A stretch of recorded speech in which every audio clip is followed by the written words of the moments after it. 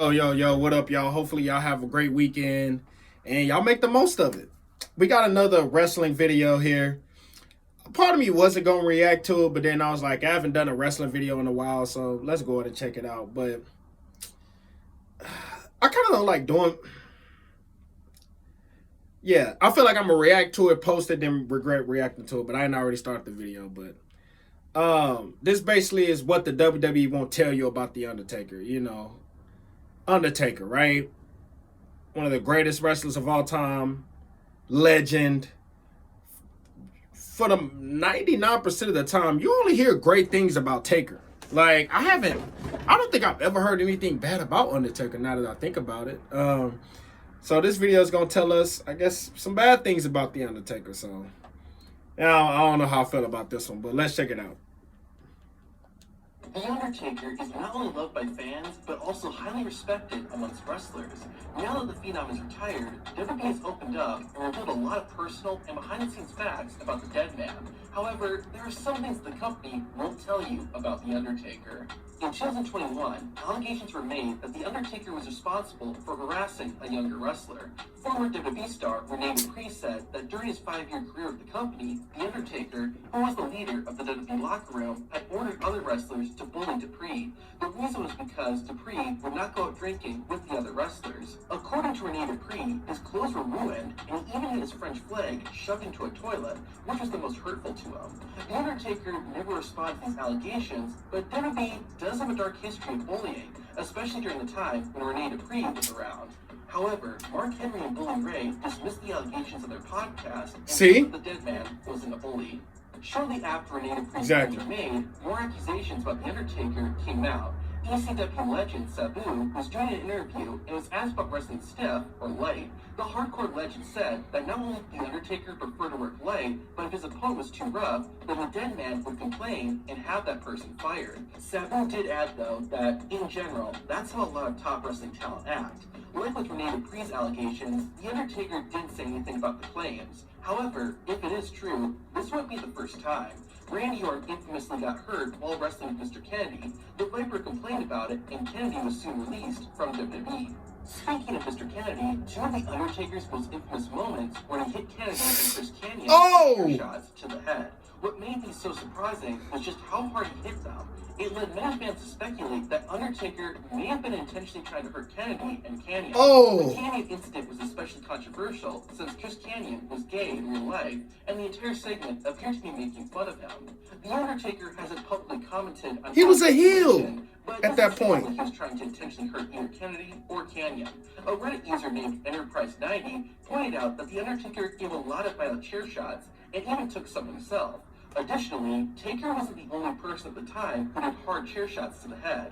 Conan, a fellow wrestler, even commented on the Chris Kanyon incident on his podcast. But I can guarantee you Undertaker was not being stiff. He was working, and when you did chair shots back then, you brought him. That's how we worked with chairs. I took plenty of chair shots harder than that. Additionally, when Mr. Kennedy was asked about getting hit by Undertaker, he said it was all part of the show, and that it wasn't even the most painful thing he's done in wrestling. Despite all that, he's still one of the best moments in Undertaker's career.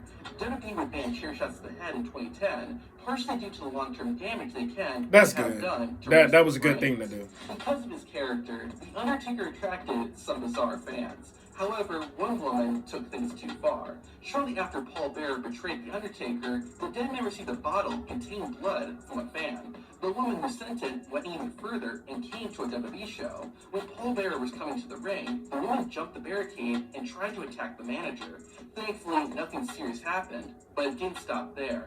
The female fan somehow found the hotel The Undertaker was staying at that night and went to his room. The dead man, of course, didn't let her in, and the hotel staff had to force the woman to leave.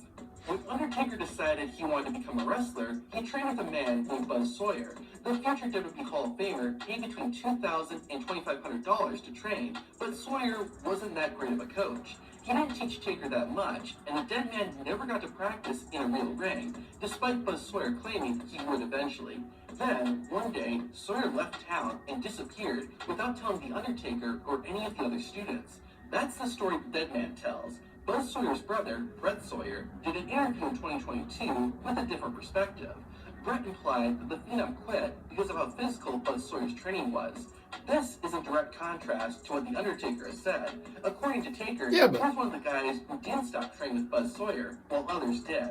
Additionally, Brett Sawyer said the only reason The Undertaker became as popular as he did was because, in Sawyer's words, just because he was a superstar in WWE and all that, that's just because he kissed ass all the time. That's just my opinion. A little while after officially retiring, The Undertaker appeared on the Joe Rogan podcast. The Phenom of WWE had a lot to say, and some of it ruffled a few feathers.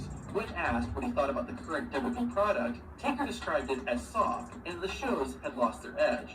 This caused not just WWE wrestlers, but AEW stars too, to respond to the dead man, with a lot not agreeing with the legend's opinion.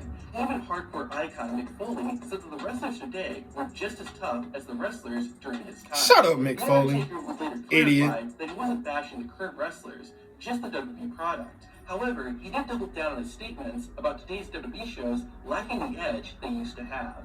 The dead man once killed his own manager on live TV. To see what happened, watch the top 10 scariest Undertaker moment.